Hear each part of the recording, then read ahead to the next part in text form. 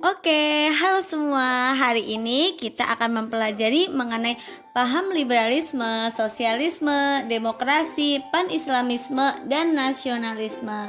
Oke, gimana? Udah siap? Lanjut.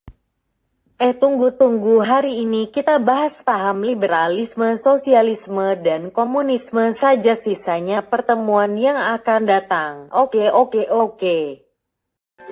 Jadi yang pertama kita akan membahas mengenai liberalisme.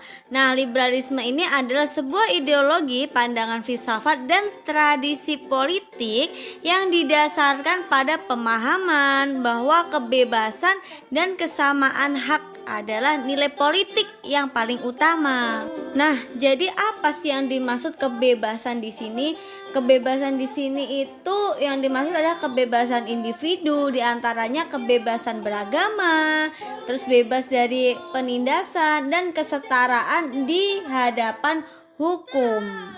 Nah, sebagai sebuah gerakan, paham ini sebenarnya telah dimulai sejak zaman Renaissance, yaitu zaman ketika rakyat di negara-negara Eropa ini berjuang membebaskan diri dari kekuasaan gereja dan agama yang sangat membatasi kebebasan berpikir.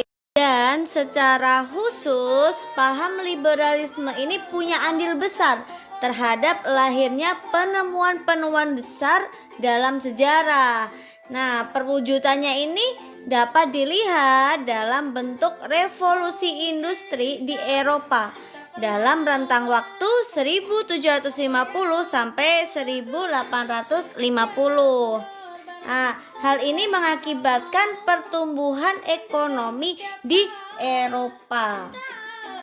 Nah, yang kedua kita akan membahas mengenai paham sosialisme dan komunisme. Nah, tadi kita udah membahas tentang liberalisme yang menekankan tentang hak kebebasan individu. Nah, kalau sosialisme ini menekankan hak kebebasan komunitas. Konsekuensinya apa? Konsekuensinya kalau sosialisme ini menghapuskan hak milik pribadi atas sarana-sarana produksi seperti tanah, pabrik, alat-alat produksi, dan berbagai macam sumber daya. Oke, Miss, kalau komunisme itu apa sih? Jadi komunisme ini itu adalah paham yang menginginkan semua aset itu dimiliki oleh negara dan digunakan untuk kemakmuran rakyat secara merata. Tidak ada kelas sosial, tidak ada kepemilikan pribadi, tidak ada sektor swasta dan sebagainya. Jadi di sini rakyat harus berdiri sama, rata sama rasa. Nah, secara sederhananya kayak gini. Ketika sebuah negara itu dia menganut yang namanya paham komunisme, jadi sebuah negara itu akan memiliki semua aset yang ada di dalam negara tersebut seperti tanah, perusahaan dan sebagainya. Di sini jadi tidak bisa dimiliki secara pribadi. Jadi semuanya itu adalah milik negara dan keuntungan atau kerugian itu dibagi rata pada rakyat.